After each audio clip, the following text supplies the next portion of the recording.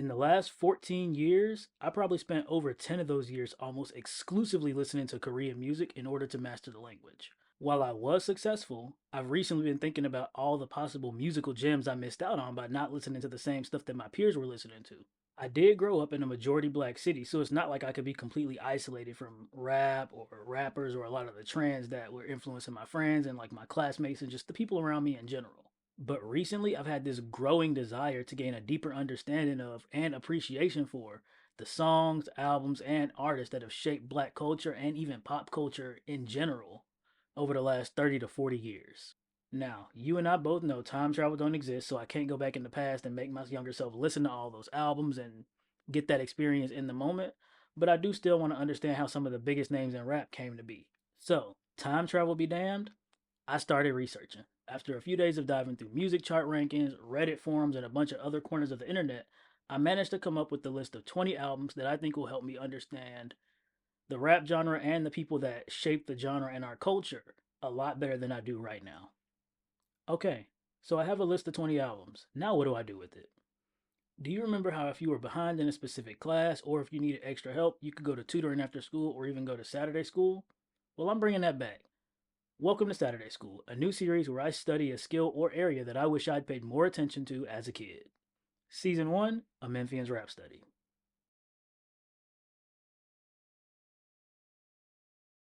Saturday School is still school, so naturally we'll have a syllabus, class rules, and a learning objective.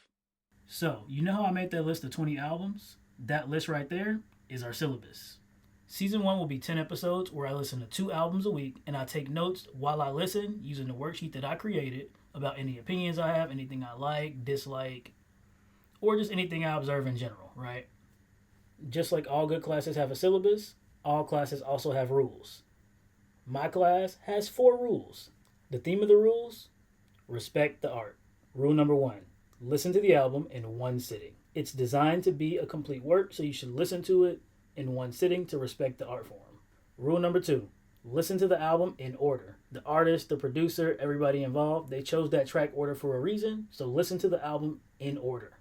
Rule number 3: listen to each album at least twice. Nobody catches everything on the first listen. Listen to it twice to make sure you get a comprehensive understanding of that album, of that piece of work. And last but not least, rule number 4: the first listen through of the album must be done without any multitasking. The only exception is writing down notes about the album using the worksheet. I set this rule in place to make sure that I give the art form the full attention and respect it deserves, and to make sure that I don't get distracted and miss things that might be crucial to understanding that piece of art better than I did before. All right, so we got all the boring stuff out of the way. Let's get down to the nitty gritty. What are we starting off with?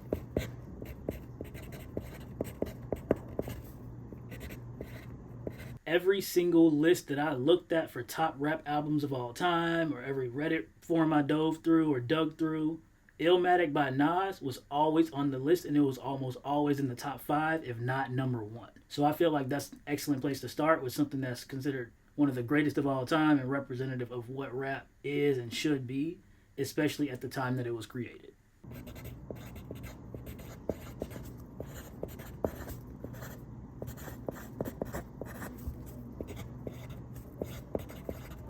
I did have to separately look up best female rap albums of all time because you know how people are, you know how the world is. But I came across Murder She Spoke in somebody's list, and I was like, you know what? I know Lil Chad is from Memphis. I'm from Memphis. Why not start off the female side of the list with somebody from home? You know what I mean? Okay, disclaimer. If you want to join my class and listen along with me, this is the point in the video where you should stop. If you want to avoid spoilers or having any influence on what you think of the album and how you consume it, I would stop right now. Everything from this point forward will include details about the albums and the songs and how they sound and think and just my opinion. Go listen to the albums, come back, finish the video, see if we agree, disagree, however you feel. If you want my worksheet, go ahead and click the link in the description where you can download it and use it however you like. Okay, back to regularly scheduled programming. All right, it's been a few days. I've had time to listen to both the albums. I got my papers right here. Let's go ahead and check our homework. Just a heads up, I will be occasionally looking down and reference some of my notes because I did handwrite all of this as I was listening to the album. But you'll be able to see what I'm looking at as well as I read it, so you can kind of follow along with me. All right, so favorite song Halftime or Memory Lane, and that was on the first time going through. The second time I listened to it, honestly, I probably would say I like One Love over Halftime. But my least favorite song was probably Represent, not because I disliked it, it just stood out the least to me compared to the other tracks. Now, I will say I'm not from New York, I'm not from the East Coast, so it could just be that that particular sound doesn't represent, or not that particular sound doesn't resonate with me the way that it might with somebody who's from New York or just from the East Coast or the Northeast in general. Number 3, what is one notable quality about the artist's style, lyricism, flow, or accent? The first thing I notice is definitely his flow and the way that he almost narrates his raps. A perfect example of this is One Love. At the beginning of One Love, he's specifically talking to one person. He's saying, hey, you got a kid, right? But later in the song, he switches over and he's almost like he's monologuing, like he's just rapping or talking to himself or just thinking out loud. And I think that's interesting that he was able to do both of those things in one song without it feeling like two different works. Number 4, what's one thing you would compliment the artist for on this album? I think one of my favorite things about this album, or one thing that I would compliment him on, is his flow. I'll read you exactly what I wrote just so you can know what I was thinking the very first time I listened. I said, Nas's flow is elegant, smooth, and precise. The way he drops lyrics feels so effortless. But it comes from skill. They say the most skilled people in their craft make things look easy, and they make it look easy because they've put in the work. And the way Nas raps sounds like he's put in the work. Even if he's naturally gifted, I feel like he had to put in the work to get to that level. You see what I'm saying? Now, obviously I'm not an expert, but that's just what it sounds like as somebody who has like studied multiple things, and I know what it takes to put hours and hours into something that you care about or that you want to improve. All right, next page. I wonder if the rain is going to get picked up on the camera. Ooh. The rain is coming down, so I hope it's not too loud or too obvious.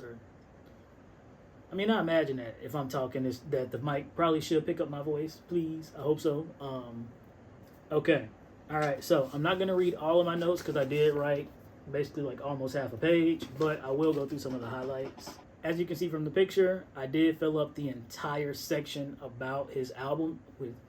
There were 10 tracks. I thought I was giving myself too much space, but I think I didn't give myself enough.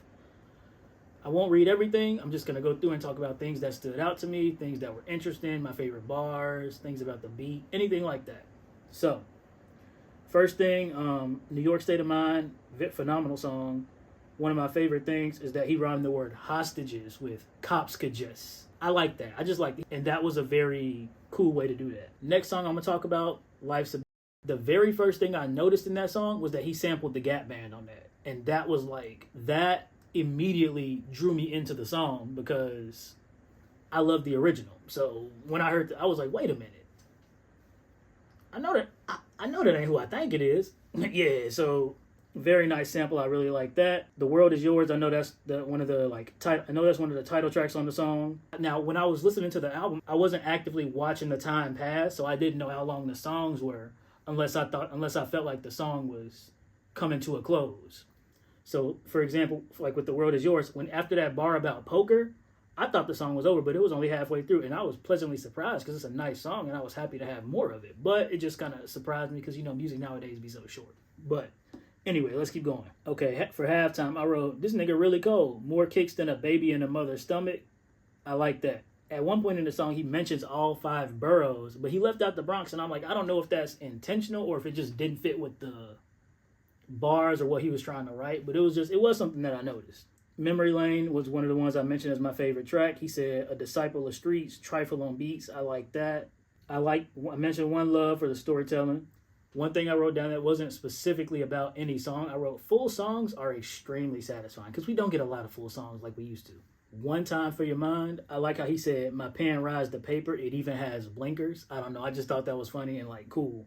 The last song I'll mention is the last song on the album, It Ain't Hard to Tell. I did peep the MJ sample. He sampled Human Nature, which I thought was really cool. I liked the Magnetized bar, and I liked at the end when he said Nas's rap should be locked in a cell. It ain't hard to tell. So now that I've given you a slightly detailed run through of my notes and what I thought, my overall opinion If I was a teen in the early 90s, especially if I was from New York, this album could have easily shaped my personality and my musical preferences and how I viewed music. It could have shaped, I think the best way to say it, this is an album. If this is your introduction to rap, I can see how this would shape your music lens and how you view and consume music. I think it was a great place to start because it had everything that I think I would look for in an album. Some people care more about beats and flow than lyrics. I like lyrics. I'm a linguist at heart. I love language. I love wordplay. I love literature. So anytime I see somebody taking the English language and molding it into their own preferred shape, I'm always impressed. Murder, She Spoke. That's exactly what she did. This album felt like home. The majority of people that watch this probably not going to be from Memphis because the majority of the world is not from Memphis. It's math. It's a numbers game, right? But for my people that ain't from Memphis, I think that the easiest way to describe it is like, when I say this album felt like home, I'm talking about the beats, I'm talking the flow, I'm talking the fact that it was a whole interlude that was just like, it was a whole radio station interlude that was just niggas checking each other on the radio, and that's some stuff that will really happen. Jeremy Pierre be on Fox 13. Our local newsman get on Facebook and he be checking people, and he be letting people check him. If you're not from Memphis, checking is the same thing as roasting or Joneses or Jonesing or Joan, and I don't know what y'all call it, but making fun of others in I ain't even gonna give you the Chat GPT version. I don't want AI analyzing this and explaining it to people who not grandfathered into the program. You see what I'm saying? I know I'm biased. I'm from Memphis, so like it's my city. I love my city. Most people that you meet from Memphis gonna represent Memphis extremely hard. We love our city. We love our people. Beautiful city. Always gonna have love for Memphis no matter where I'm at in the world. Back to the music.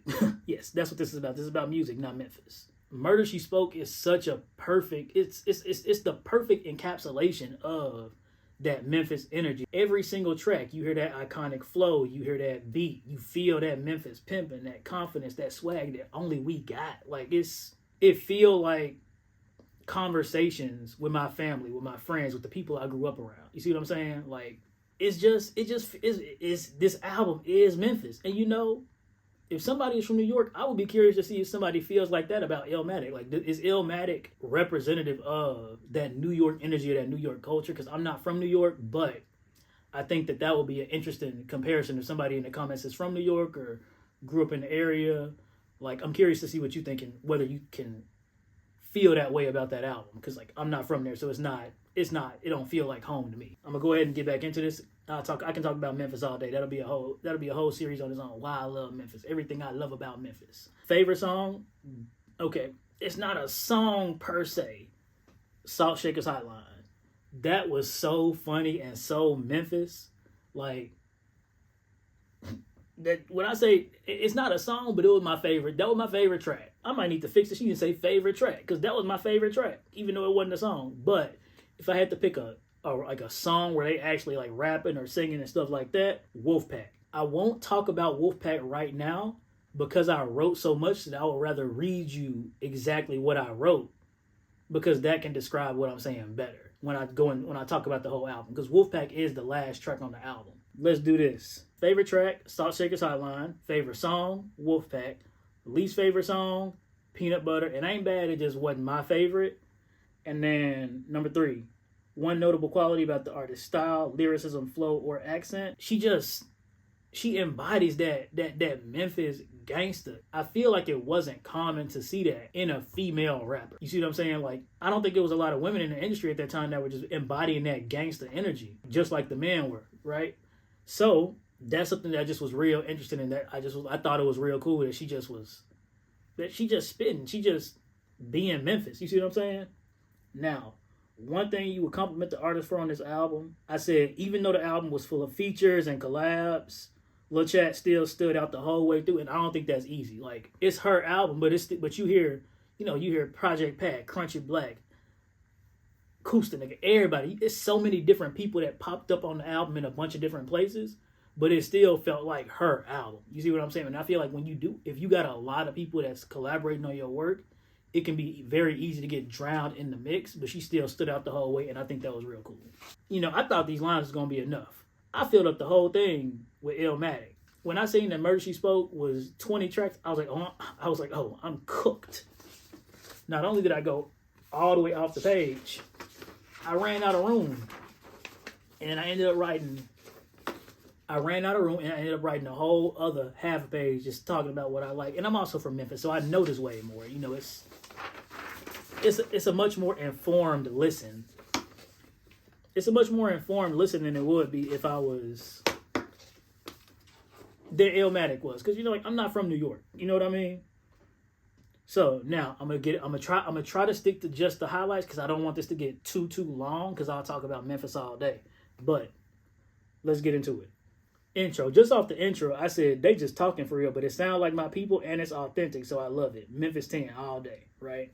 Don't Sang It was the next track. I was like, I already hear the influence of Project Pat. You see what I'm saying? Like it's crazy how you can hear other people's influence on certain songs, and I thought that was real cool.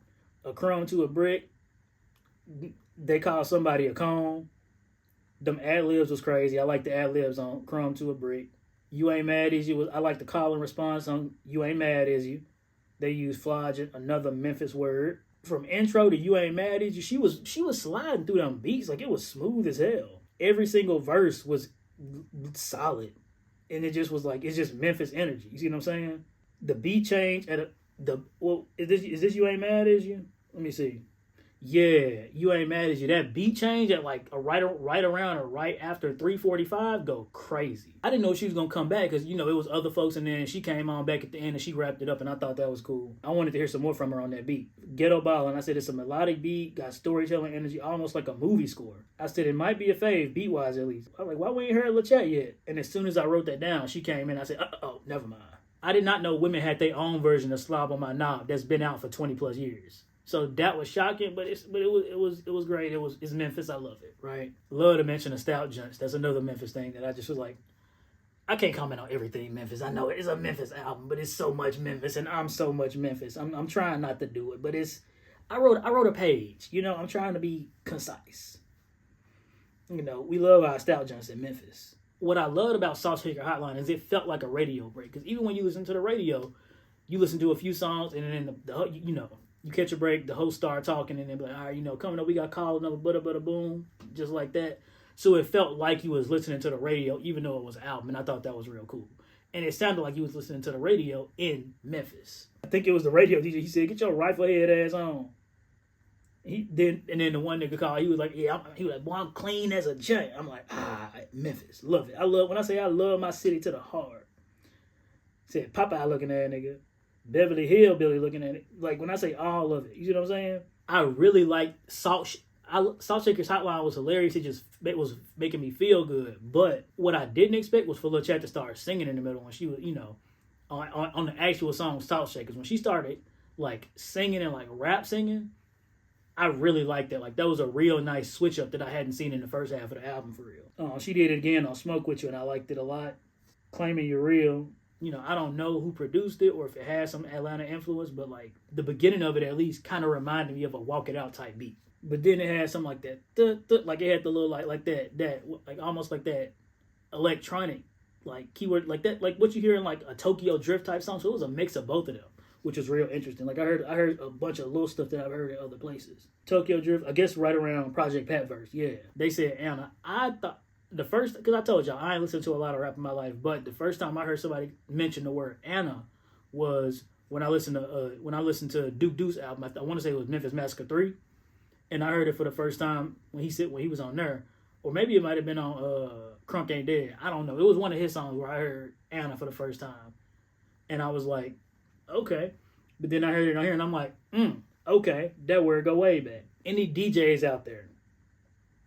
If you take Claiming You're Real around 4:45 and transition that into It's Going Down by Young Jock in the middle of the summer in Memphis, you're going to be the coldest DJ alive. If somebody ain't already did that. Love to Get High. It sounded like a new flow and a new voice style. I like that a lot. The way she sounded on Love to Get High, I would love to hear that song live. Like that's a song I would request if I went to a concert. I said, more ad libs. I was like, this feel like that horrorcore they talk about when you think about Memphis rap. It felt like horrorcore, right? Make Some made me feel like I was in like a haunted mansion being chased by like a monster. Make Some made me feel like I was in a haunted mansion being chased by a monster. Like that's what like that Dracula-esque like organ playing. Like it really just like it embodies that horrorcore from what I've heard. Like it was horrorcore, like you getting that scary vibe, but then when they went to the next track, ain't no nigga, it was similar. It felt like that same horrorcore vibe that you got from Make Some and Love to Get High, but it felt like they was trying to switch from that real like horrorcore to like trying to build the hype back up to like a turn up, almost like a slick turn up kind of song. You see what I'm saying?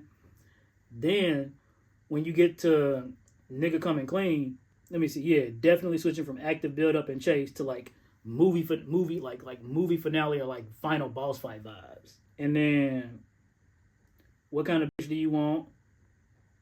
Bonnie and Clyde. It was a very Bonnie and Clyde-esque song. I'm like, I wonder if this song was in that movie. I forget. Was it 2016? I think Daniel Kaluuya, he did like a Bonnie and Clyde-esque movie, I want to say. It was like a black Bonnie and Clyde movie. I wonder if this song was in there, or it would have been cool to put it in there. Like, it fits the movie. Then I Don't Trust Them Boys. I said I hear that organ again. It's probably horrorcore, but at the same time, Memphis is such a churchy city that like I wouldn't be surprised if a lot of these folks that's producing just grew up in the church and is just naturally musical, and they taking what they know, which is these church instruments like organs and drums and keyboards, and just flipping it to work in a different industry. You see what I'm saying? I don't trust them. One thing, I don't trust them boys that touched on police brutality and coercion by the police. She said, I ain't stupid. That's why she don't trust them boys, and that's why she ain't snitch. Because she said the police think I'm stupid, and that's why she ain't snitch. One thing I like about Lil Chat, she can paint some pictures with her words for like she can tell a story, and you feel like you listening to this. You feel like you watching the movie. You see what I'm saying? Like it's real. She uses imagery real well. And she said, "Murder I Spoke." I like that a lot. Okay, Wolfpack. I didn't talk about it in too much detail earlier because I would rather talk about it now. And what I'm gonna do is I'm gonna just read you what I wrote in my head voice so you can kind of understand how I was feeling. I said, "Oh, this just feel grand. Gangsta Boo, Dan Crunchy Black. This definitely feel like a finale. Everybody pulled up. This remind me of a scene when the team in a movie is getting ready for that final fight. They all geared up and they basically like in the Avengers or something. Like these the Avengers of Memphis rap. Each verse is somebody's personal montage of like them hitting their specials or they like." Gearing up, throwing their suit on like they the Power Rangers or something. You see what I'm saying? And then dropping the album drop is like the final blow to the boss. Like Wolfpack sounded like a final boss fight or like the final fight in a movie.